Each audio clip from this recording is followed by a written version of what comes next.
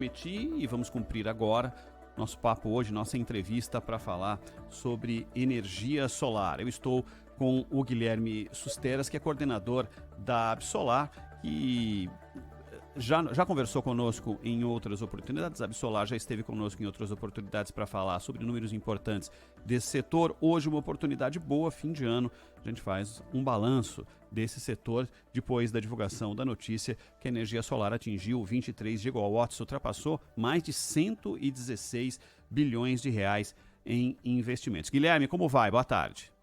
Boa tarde, Ronald. Tudo bem? Prazer estar aqui com vocês mais uma vez. É sempre bom poder falar de coisas boas, né? Boas notícias. O Brasil se destacando aí como um dos países líderes desse mercado, dessa energia limpa e barata que é a energia solar. Se a gente tivesse que exemplificar o que significa, na composição do quadro energético nacional, o que significa atingir 23 gigawatts, que medida você poderia usar comparativa para nos explicar? Acho que o número mais fácil de comparar é com a usina de Itaipu, né, que fica ali em Foz do Iguaçu. Quem foi para Foz do Iguaçu deve ter feito já esse passeio bacana. A Itaipu tem 14 gigawatts, então a gente está com 23, a gente está mais de uma vez e meia com uma usina de Itaipu, e a diferença, evidentemente, né, enquanto a usina de Itaipu está lá ocupando um enorme espaço de reservatório e demorou muitos e muitos anos para ser construída, essa foi uma marca que foi atingida nos últimos 4 anos, e a grande maioria são sistemas pequenininhos, são sistemas que ficam nos telhados das pessoas, nos telhados das casas. Então, tem essa particularidade, ele é bastante democratizado, bastante espalhado pelo país, mas é isso, com dinheiro privado, as pessoas, as famílias, os pequenos negócios foram responsáveis por atingir essa marca histórica de mais de uma vez e meia uma usina de Itaipu em telhados solares. Se a gente tivesse que também estabelecer um comparativo do que o Brasil é capaz de gerar com outras nações, o que a gente poderia estabelecer, hein, Guilherme? Olha, eu diria que é sempre o copo meio vazio da notícia, né? O copo meio cheio é que justamente a gente atingiu essa marca histórica. O copo meio vazio é que a gente ainda não faz parte dos principais países em potência instalada, né? O Brasil hoje representa o 4º maior país em investimentos anuais, né? Então, ano a ano, a gente fica atrás dos Estados Unidos, da China e da Índia, né? Agora, em potência acumulada ao longo do tempo, a gente ainda não está entre os 5 primeiros, a gente deve estar entre o 8º ou 7º lugar no mundo. Significa dizer que a gente tem um enorme potencial ainda para crescer, né? A gente espera que 2023 traga boas notícias na economia. Quando a gente cresce a economia, a gente precisa de energia, e a energia solar é hoje a energia mais competitiva para o país. Ela é bastante resiliente, né? Foi a energia solar que garantiu que a gente não tivesse, que a gente não tenha tido o racionamento de energia no final do ano passado, começo desse ano. Vocês devem se lembrar das bandeiras tarifárias bastante altas, né, que a gente pagava pelas termoelétricas. E se não fosse energia solar, se a gente tivesse sobrevivido a um racionamento, a gente teria pago mais de 14 bilhões de reais a mais nessas termoelétricas. Então, a energia solar já vem cumprindo um papel importante, e a expectativa é que venha a ser a principal fonte de energia do país nos próximos anos. Hoje a gente está um pouquinho atrás da eólica. Eu diria que para você, provavelmente daqui 1 ou 2 meses, a gente vai voltar a se falar, Ronald, e aí eu vou estar te dando a notícia que a energia solar se transformou na 2ª principal fonte de energia do Brasil, só atrás das hidrelétricas. E aí, mais ou menos até 2050, a gente deve inclusive ultrapassar as hidrelétricas no Brasil. Quem é que melhor trata o mercado de energia solar no mundo hoje? O maior mercado de energia solar no mundo é a China. Na verdade, a China é o maior mercado de qualquer coisa que você possa imaginar, né? Carros, celulares, televisões, e a energia solar não é diferente. E, da mesma forma, ela é o maior produtor dos equipamentos, também é o maior consumidor dos equipamentos. E muito disso é o governo chinês buscando a diversificação das suas fontes de energia, né? Buscando reduzir o seu custo, mas principalmente buscando reduzir os impactos socioambientais. Por que socioambientais? Quais são os impactos sociais? A China tem uma grande geração a carvão, historicamente. E vocês vão se lembrar que na época das Olimpíadas de Pequim, a China mandou desligar as usinas a carvão por causa daquela fumaça toda que ficava no país, para tentar diminuir um pouco essa quantidade de fumaça. Mesmo no começo desse ano, se vocês lembrarem que a gente teve a Olimpíada de Inverno na China, também é a mesma coisa. E isso causa doença, quer dizer, as pessoas têm fortes problemas respiratórios. Então, a China está buscando limpar a sua matriz energética, primeiro porque é a coisa certa a fazer, mas também porque ela percebeu que, do ponto de vista econômico, faz completo sentido você abandonar essas fontes poluentes, caras, por fontes renováveis muito mais baratas.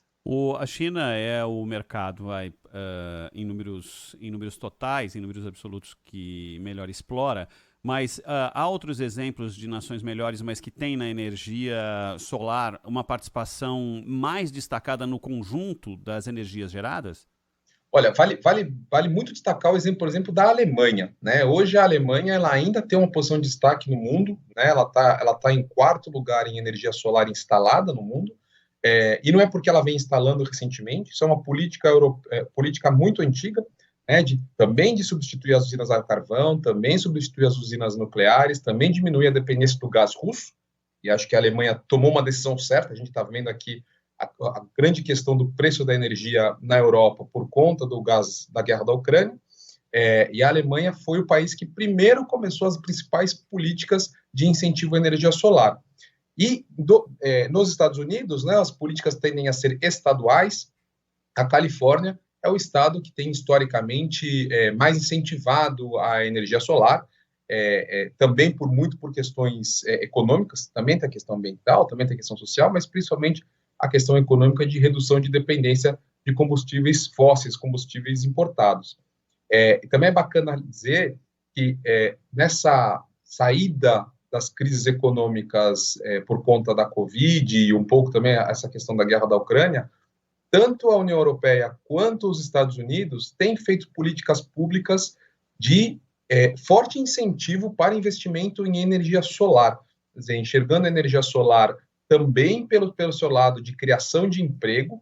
A energia solar é a fonte de energia que mais gera emprego por megawatt instalado, né? Não à toa a gente gerou, o nosso setor aqui no Brasil já gerou quase 700 mil empregos, e essa é uma realidade. A gente pode dizer que ela é anticíclica, né? Quer dizer, a economia crescendo ou a economia não crescendo, a energia solar gerou empregos. Claro que se a economia cresce, ela cresce também, mas é um setor econômico muito resiliente. Então, como eu disse, não à toa, tanto o Parlamento Europeu quanto o governo federal americano têm lançado iniciativas para justamente aproveitar na energia solar a forma de você limpar a matriz energética, diminuir a dependência de combustíveis importados e gerar emprego. Nós estamos conversando com o Guilherme Susteiras, que é coordenador da Absolar, falando de energia solar e números atingidos que já impactam de maneira importante no conjunto da geração de energia do Brasil. Se ele tivesse que falar, agora falando especificamente, e vamos tocar falando de Brasil aqui, se ele tivesse que falar sobre diferenciais brasileiros na relação com outros países, o fato de ter sol o ano inteiro basta, ou a gente tem outras características que colocam o Brasil como um potencial gerador de energia solar na comparação com outros países? Não, Ronald, você pegou no ponto, né? Até a gente usou o exemplo da Alemanha agora há pouco, né? E a frase mais famosa na indústria da energia solar é dizer que o lugar com a melhor irradiação solar da Alemanha é pior do que o lugar com a pior irradiação solar do Brasil. Então, justamente essa disponibilidade que a gente chama de recurso energético, que é o sol, ela de fato faz com que o Brasil seja um dos países mais atraentes. E outra coisa que é muito interessante do ponto de vista de engenharia é que justamente as regiões em que tem mais irradiação solar são as regiões onde você tem mais habitantes. E a particularidade da energia solar é que ela pode ser construída próxima ou junto do local onde a energia é consumida. Então, você gera a energia no mesmo lugar ou muito próximo do lugar onde a energia vai ser consumida, e com isso você evita grandes linhas de transmissão. Então, se você pensar na África, você pode colocar energia painel solar no deserto do Saara, mas não tem ninguém para consumir aquela energia.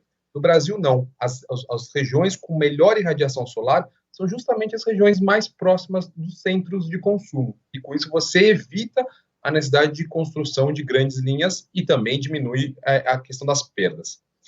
O Brasil também tem uma grande vantagem, que é o espírito empreendedor. E a energia solar, ela é uma fonte de energia bem caracterizada por pequenas empresas, né? Hoje você tem no Brasil quase 30 mil empresas que atuam na instalação de painéis solares nos telhados, principalmente. Né? A grande maioria dos sistemas solares fotovoltaicos no Brasil são sistemas nos telhados e são sistemas pequenininhos, sistemas de até 10 painéis num telhado.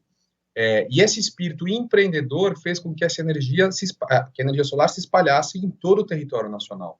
Então, você tem hoje Minas Gerais, que é o país que tem a maior quantidade de painéis solares no Brasil, seguidos por São Paulo, muito próximo Rio Grande do Sul e Mato Grosso.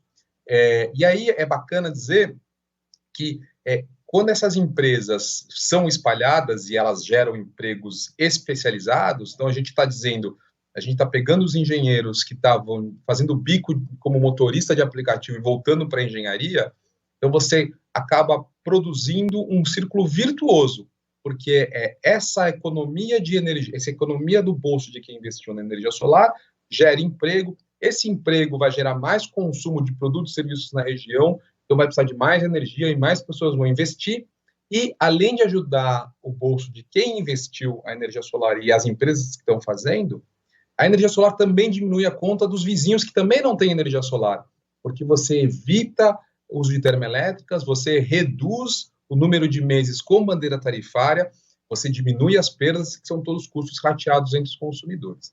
E o Brasil, que é um país que precisa, obviamente, de emprego e essas oportunidades de empreendedorismo, e é um país que tem tido a energia elétrica muito cara, toda a ajuda no sentido de diminuir a tarifa de energia de todas é sempre muito bem-vinda. Então, eu diria que o recurso energético ele é fabuloso no Brasil e, para além de tudo, a gente tem uma enorme capacidade de viabilizar esses sistemas no país todo. E é bacana também outra coisa que é muito interessante dizer, Ronald, que tem vamos dizer, essa imagem, essa pecha de que energia solar é coisa cara, de gente rica, e que um dia isso de fato foi verdade, quer dizer, assim como o telefone celular um dia era coisa de gente bacana e hoje todo mundo tem, aliás, tem mais aparelho celular do que habitantes no Brasil, né? Uhum. A energia solar também está se popularizando muito também por conta do sistema financeiro, então bancos públicos, bancos privados, cooperativas de crédito, fintechs, que são aquelas empresas, pequenas empresas de financiamento, que criaram produtos e que você paga na parcela do financiamento o equivalente do que você já paga hoje na sua conta de luz, por uns 4 ou 5 anos, e depois você tem pelo menos mais 20 anos do sistema gerando para você, então cabe no bolso, se você já cabe no seu bolso, a sua conta de luz também consegue caber no seu bolso o financiamento, e também a nova modalidade que é a chamada energia solar por assinatura, em que fazendas solares são construídas em áreas remotas, no interior, normalmente em locais com solo degradado, que você não consegue ter nenhum tipo de agricultura, então você gera riqueza também nessa região, e pela rede da concessionária, essa energia chega inclusive em apartamentos, então você não precisa ter o seu próprio telhado para usar energia solar. Então, esse espírito empreendedor, essa criatividade do nosso empreendedor, está levando a energia solar para todas as pessoas e de todas as classes. Hoje, mais da metade dos sistemas já são das famílias das classes C e D.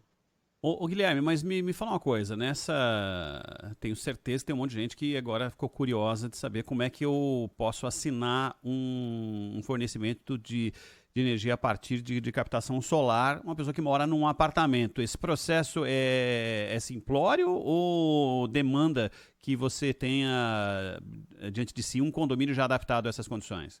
Não, qualquer um. Na verdade, você não precisa fazer absolutamente obra nenhuma na sua casa, no seu apartamento, na sua empresa.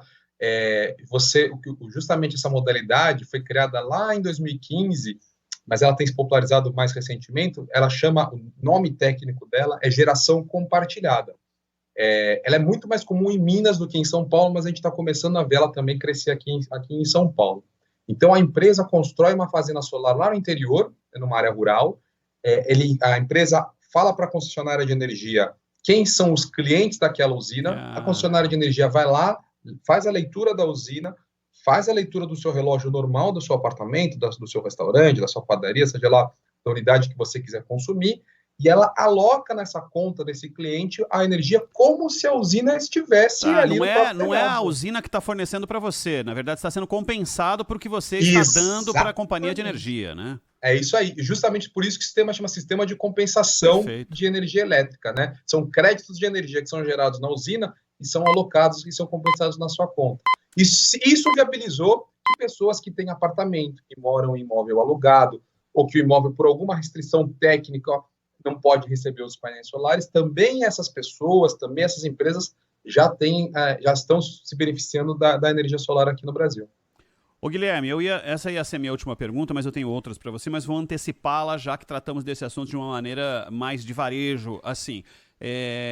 Uma casa tradicional com 2 adultos, 2 crianças e que queira fazer esse tipo de investimento, já que você deu opções, realidades ligadas a financiamento, às fintechs, que são mais próximas das pessoas ou mais desburocratizadas, digamos assim. Hoje, o investimento seria de quanto, se estivesse falando de uma família com esse perfil? Olha, se você fosse fazer esse sistema à vista, você provavelmente vai gastar alguma coisa como 20, 25 mil reais. Mas justamente o ponto é que você não precisa fazer esse investimento à vista. Se você puder fazer, é um bom investimento, ele traz um bom retorno, é um sistema que vai se pagar em 4 a 5 anos. Agora, se você não tiver esse dinheiro para pagar à vista, você parcela, você financia, e se você vai pagar uma conta de luz de 300, 400, 500 reais, esses 400, 500 reais, você vai, em vez de pagar para a concessionária de energia, você vai pagar ali no seu boleto, no seu financiamento. Depois de 5 anos, o sistema está pago, e aí você tem pelo menos mais 20 anos do sistema para você usufruir dele. Ô Guilherme, quando você estava falando, a nossa medida sobre sol, o cidadão comum, está baseada na temperatura, né? Então a gente sempre vai lembrar de sol, falar, mas lá tem o sol que está a 40 graus, no outro o sol está 30, mas no outro também tem sol, mas está 25 graus. Saber a temperatura, intensidade do sol tem relação direta com o potencial da região para absorção de energia ou não necessariamente a temperatura tem uma relação direta? Não é uma relação absolutamente direta, né? Você tem uma série de fatores, por exemplo, umidade, você pode ter muito sol, mas ter muita umidade é ruim para a energia solar. Na verdade, a energia solar também não gosta de temperatura. O painel solar, quando é muito quente a região, o painel solar ele diminui a sua capacidade de produzir energia. Mas hoje em dia você tem sites na internet com informações de graça, com dados de satélite, que dão exatamente, se você digitar lá o seu endereço, o seu CEP, ele vai dizer exatamente qual é o potencial de geração de energia elétrica ali na sua região. Então, por exemplo, hoje eu estou aqui em Santos, eu sei que você conhece bem aqui a região, e é uma região que tem muito sol, mas também tem muito mormaço, e essa umidade não favorece a energia solar, porque o tempo, embora seja muito calor, o tempo fica muito encoberto. Então, é mais interessante nesse sentido você ter uma usina em Jundiaí ou em Sorocaba do que em Santos. São as duas regiões são quentes, mas Santos é mais úmida do que Sorocaba, por exemplo. Então, a conjunção dos fatores, tempo de sol, a existência ou não de umidade, e se tiver muito, muito quente também não é tão favorável. Então, Campos do Jordão é uma ótima região para você pôr energia solar, porque quando tem sol, não é tão quente, não tem tanta umidade, ela não é exatamente relação direta, mas como eu disse, qualquer um pode entrar, vai lá no Google, procura, tem uma série de sites, você coloca lá seu endereço, você vai saber exatamente qual é o potencial de geração de energia na sua região. Brasília é um cenário perfeito por ser uma área muito seca? Brasília é um ótimo lugar, de fato é um dos lugares que mais tem crescido energia solar. O desafio de Brasília é que o sistema elétrico de lá, especialmente ali no eixo principal, que é um sistema subterrâneo, é um sistema antigo, então requer um pouco de adaptação pela concessionária, mas justamente o Brasília é uma região fabulosa. Hoje, a região que mais tem se desenvolvido para energia solar é o norte de Minas, é uma região muito boa, tem muito sol, muito seca, e, na verdade, a energia solar, né, o pessoal que vive nas regiões que foram tradicionalmente castigadas pelo sol por conta da seca, justamente são as regiões que hoje estão se beneficiando do sol trazendo essa riqueza. Então, você tem o sertão, você tem o norte de Minas, e aí Mato Grosso do Sul também são regiões bastante interessantes para a energia solar.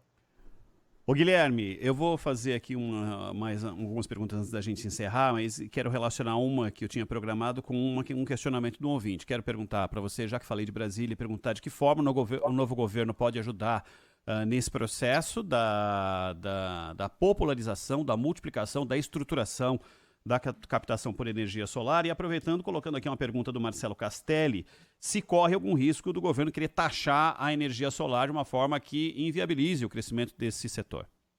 Boa. Marcelo, essa pergunta é muito boa, e há exatamente um ano a gente tinha o Congresso aprovando o novo marco da geração própria de energia, né, que depois, em janeiro deste ano, o presidente sancionou, que é a Lei 14.300, e que garante em lei a metodologia desse mecanismo de compensação de energia elétrica.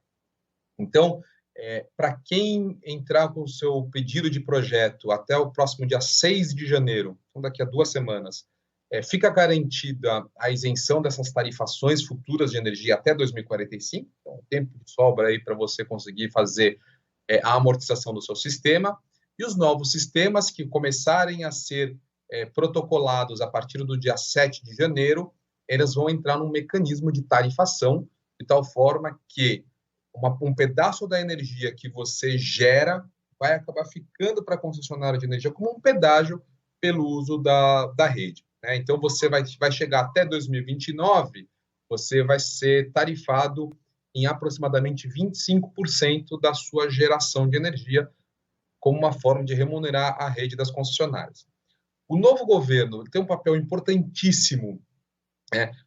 Esse marco legal, ele tinha uma previsão para que até julho deste ano, o Ministério de Minas e Energia, através de um órgão chamado Conselho Nacional de Política Energética, o CNPE, deveriam ter dado umas diretrizes para como vai funcionar essa tarifação a partir de 2029.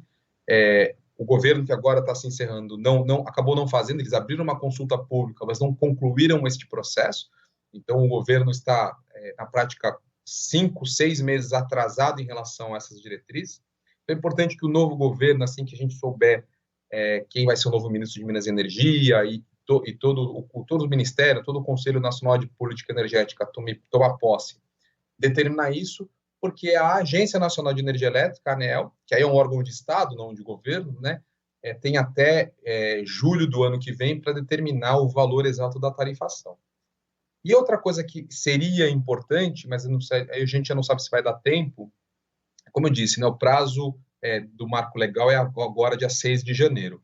Mas, infelizmente, a gente perdeu um tempo enorme durante esse ano que passou, porque a ANEEL não regulamentou partes importantes da lei, e ela deveria ter feito isso também até julho e não fez. Então, tem um projeto de lei que foi aprovado na Câmara e está agora parado no Senado, para restituir esse prazo, esse atraso da ANEEL, mas como já o Congresso já entrou em recesso e eu não consigo imaginar o presidente assinando uma medida provisória na primeira semana de governo em relação a esse tema, mas esse é um assunto importante para a gente ver como é que a gente consegue, de alguma forma, restituir esse atraso da regulamentação da lei. E aí, de novo, tem um papel fundamental da ANEEL, que é um parceiro da AB Solar nesse assunto, que é um papel de fiscalização. Né? Justamente por conta desse prazo, as distribuidoras tiveram um aumento dos pedidos de projetos e muitos dos sistemas das distribuidoras acabaram saindo do ar, né? Um pouco, a gente sabe, né, que quem deixa para mandar o imposto de renda na última semana, corre o risco do sistema da Receita Federal sair do ar, e o que tem acontecido é que os sistemas das distribuidoras também estão saindo do ar. Então, a gente está pedindo, junto aí para a ANEEL, para fiscalizar, para ter certeza que as distribuidoras continuem recebendo os projetos, continuem atendendo os consumidores que querem gerar sua própria energia, cumprindo os prazos, cumprindo tudo que diz a lei, tudo que dizem as resoluções. E esse papel de fiscalização da ANEEL é fundamental. Então, isso perpassa a questão do seu novo governo, como eu disse, né? A ANEEL é um órgão de Estado, mas é fundamental que todos nós fiquemos de olho, em especial a ANEEL, nesse papel de fiscalização. Ô Guilherme, eu estou enganado em entender que você está preocupado com essa situação e pontuando o crescimento que houve, e o motivo do nosso papo aqui é falar exatamente de um crescimento importante do setor, mas diante desses percalços descritos por você, te causa uma preocupação que você gostaria de não tê-las agora? Eu acho que o Brasil, a gente tem falado disso, né? O Brasil tem um enorme potencial e a energia solar, o Brasil tem tudo para ser o líder absoluto do mercado de energia solar e estamos caminhando para isso. tivemos, acho que a pergunta do ouvinte tem muito a ver com esse debate que foi muito acalorado ao longo do ano passado, da questão da tarifação, muita gente chamava de taxação do sol, e foi um debate acalorado das concessionárias de energia, obviamente estão defendendo o seu negócio, é absolutamente legítimo o papel delas, obviamente que a gente preferia tratar exclusivamente de boas notícias, do mercado que cresce, do mercado que é pujante, do mercado que gera emprego, do mercado que diminui a conta de energia de quem tem energia solar e de quem não tem energia solar também. Agora, faz parte do processo esse trabalho de fiscalização das distribuidoras. As distribuidoras, sem as distribuidoras não existe mercado de energia solar, né? A gente precisa delas, porque são elas que viabilizam as conexões dos consumidores, são elas que viabilizam as condições técnicas para que o sistema de geração exista. Então, essa parceria precisa existir. Existe algum conflito de interesse no sentido de que quanto mais pessoas geram sua própria energia, menos receitas concessionárias têm, e portanto, por meio da regulação, por meio da fiscalização do trabalho da ANEEL, que se garante que seja mantido esse equilíbrio, né? As concessionárias de energia são monopólios, não faz sentido você ter dois postos de duas empresas na mesma rua, então é um monopólio, é natural que isso seja, e como todo monopólio precisa ser regulado e fiscalizado. Como diz Amir Klink, né, o mar não é um obstáculo, o mar é um caminho. Então, essas dificuldades que a gente tem com as concessionárias de energia fazem parte do processo, fazem parte do trabalho. Importante dizer que essas mais de quase 30 mil empresas aí de energia solar estão todas muito bem capacitadas para gerenciar e lidar com esses processos todos. Então, o consumidor que quer ter energia solar, não é ele que tem que se preocupar com isso, né? Quem vai se preocupar com isso, quem vai fazer todo o processo andar de forma muito transparente para o cliente são as empresas do setor. E são essas empresas do setor que contam muito com esse trabalho da ANEEL de fiscalização para garantir que todos façam a sua parte. No final das contas, tanto as empresas de energia solar, quanto as concessionárias de energia, quanto a ANEEL, querem a mesma coisa, que o consumidor, no final das contas, seja bem atendido e seja satisfeito. Nós conversamos aqui com o Guilherme Susteras, que é coordenador da Absolar, Associação Brasileira de Energia Solar Fotovoltaica. Guilherme, muitíssimo obrigado aí pelo seu tempo conosco, por nos promover um detalhamento tão preciso do mercado de energia solar. A gente com certeza vai voltar a se falar, tomara que tenhamos boas notícias no início de 2023. Muito obrigado. Valeu, Ronald. Obrigado. Bom ano para você. Valeu.